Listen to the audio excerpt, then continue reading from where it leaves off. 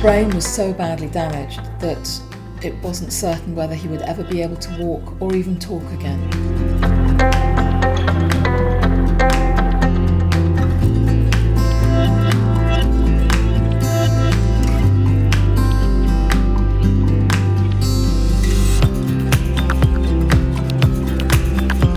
The majority of people, and even medical students today, are taught that you don't really recover. There's not much recovery after 6 months.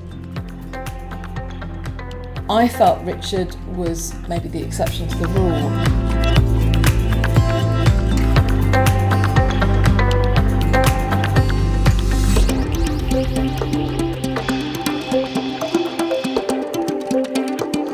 Richard defied everyone's expectations.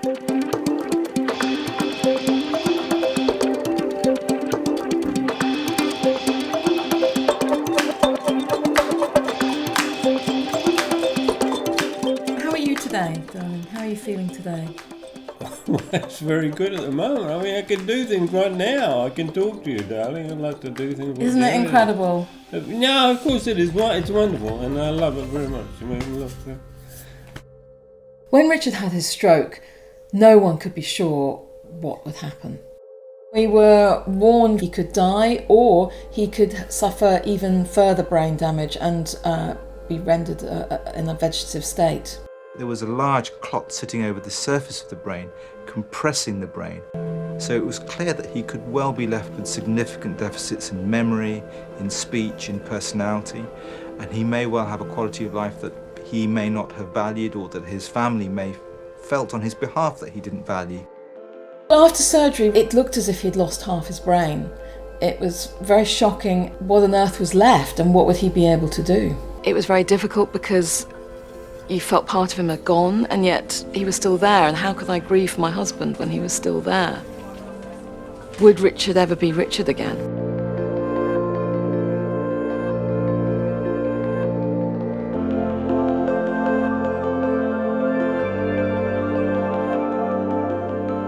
One doctor had told me that a sign of a good recovery is if you can sit up on your own after 4 months.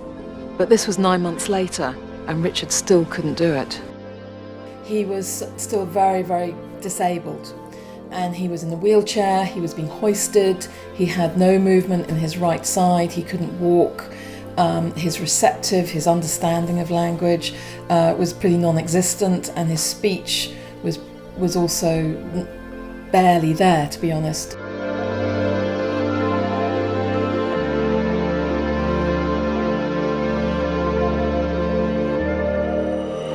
I was called into the clinical director's office of the Neuro Rehab unit where Richard was, and he said to me, well, it's 10 months and Richard hasn't really shown much signs of recovery. I think he's plateaued and he should go to a care home.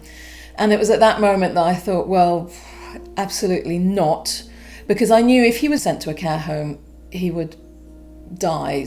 I was able to get him to a wonderful neuro rehab unit in Kent called the Raphael Medical Centre. They came to assess him, and one of them leaned forward and said, "I think we can help you, Colonel Gray." And with his left good hand, he reached out and he grasped his hand. And the look in his eyes, I just thought, I don't care what I have to do. I have to get him to that place so that he can get better. When we first assessed Richard, his speech was non-existent. He had a right-sided weakness. In particular, he couldn't stand up on his legs on his own. So he was quite a complex individual. But behind that, one could see there was something there. There was a sort of certain spark in Richard. Slowly, sweetie. I knew Richard could be pushed to his physical and emotional limits. He was, after all, a seasoned soldier. It was almost like a light was switched back on and he became active in his own recovery. It was really remarkable to see a slow but steady improvement. That's really good. You're doing it, darling. You're walking. You're walking, darling. I witnessed him relearn how to walk, Having started from the point where he might not survive, and if he did, that he might have massive cognitive deficits, to then see him laughing in an electric wheelchair and spinning round in circles, to see him laugh was incredible, and he'd come this extraordinary journey even then.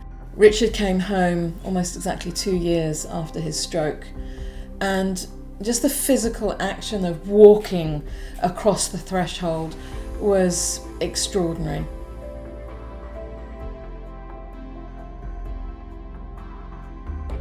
So Richard was referred to the upper limb clinic at Queen Square. They find out what your interests are, what you really want to do. And with Richard it was ironing, chopping for cooking, and doing things in the garden. It was all geared and designed, specifically for him individually. Over a period of about 6 months from the time he started the upper limb programme to when he went for his final assessment, he was doing so well. He was becoming more and more independent. And so by the time we went for the final assessment, he was able to actually walk into the hospital unaided. When Richard first came home, he really wasn't able to say very much at all, and we lived almost in silence. How about engine? Engine? Which one of these things has an engine? Yeah, one of those two. You're right, it is one of those two. 4 years really, the concentration has been on his speech and language, his spoken output and his receptive language, his understanding. It is remarkable, 7.5 years after a stroke, after a catastrophic brain hemorrhage, to hear him constructing sentences and for us to be able to start to have conversations is amazing. Washing our hands. Wash our hands. I think for all clinicians, they're thrilled to see somebody recover as much as Richard, because it is often unexpected. We're still here, darling. We're coming in to get a cup of tea. Yeah, we're still here. So how are you today, darling? How are you feeling today?